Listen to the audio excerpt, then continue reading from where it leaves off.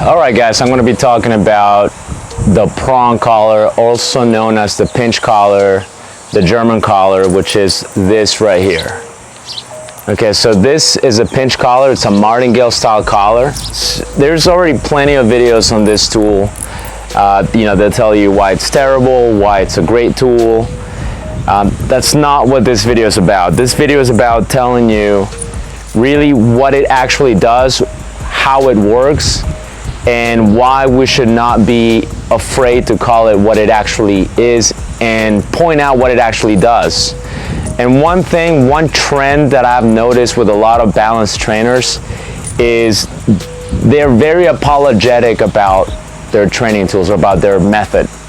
So one very apologetic, really it's a lie that people say when they talk about this tool, is they will compare it to, it's like when the mother corrects her puppies. This is what that's like. You've probably heard this before if you've been in the dog training industry long enough. If you've been a client and worked with somebody who has used this tool, this is probably how they explain it to you, as it's supposed to resemble the bite of a mother. And let me be very frank about this. When you correct your dog with this, or when you put this on a dog for the very first time, the last thing that dog is thinking about is their mom.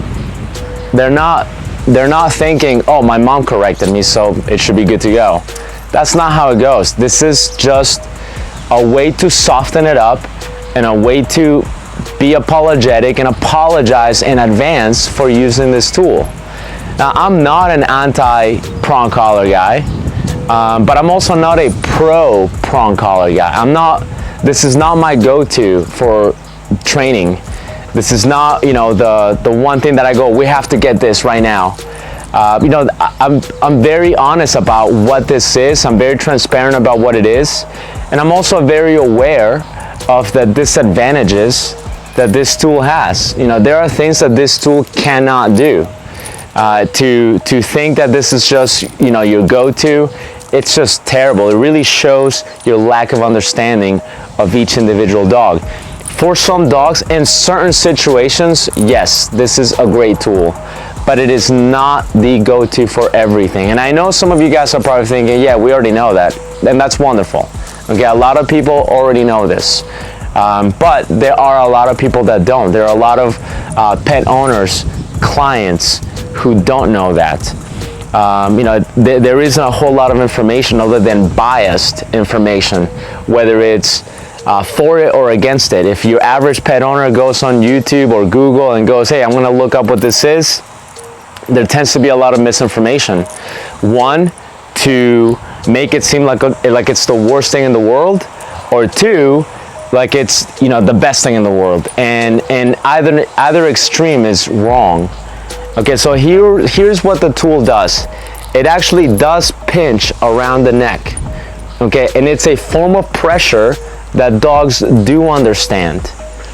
But the thing to remember is it does resemble the pinching, okay, of even of a bite. It can definitely resemble that.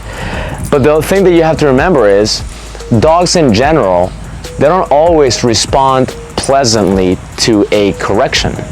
Okay, even if you see a dog correct another dog, they don't go, oh, well, it's just like my mom bit me, so I'm good to go. If that correction is perceived to be an unfair correction, that dog can definitely retaliate. If there is very little feedback behind this correction, this dog can certainly retaliate, and it will not be like it's just my mom corrected me, so I have to just be okay with it. A lot of dogs will respond to it, and a lot of dogs will even respond to unfair corrections. And unfortunately, this is why a lot of people get away with this. But some dogs, there is a number of dogs, not that many, depending on what kind of dogs you're working with. Your average pet dog is not going to have too much of an issue with this. But there is a number of dogs that if you put this on, you haven't introduced it properly, and you just start cranking, there's a small number of dogs that will turn around and hurt you, just plain and simple. I've seen it happen.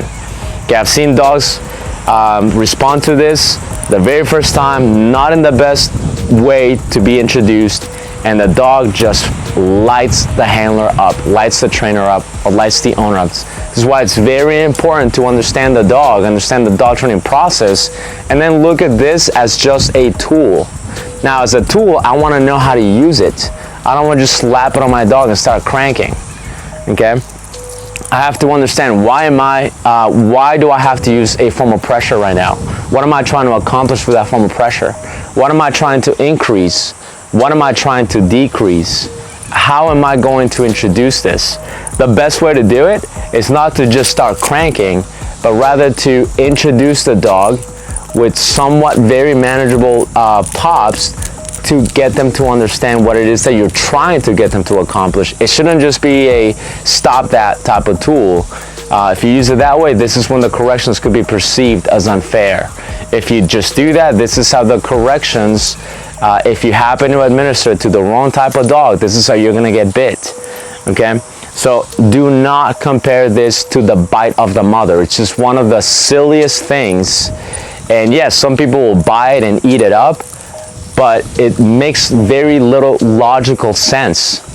It'd be like somebody coming over to you and shaking their finger at your face, or grabbing your ear, or doing whatever it is that you got disciplined by as a child, and then an adult does it to you as an adult. You don't just go, well, my mom used to do it, so it's good to go, I'm good to go. You can do that to me because my mom did it. Definitely not.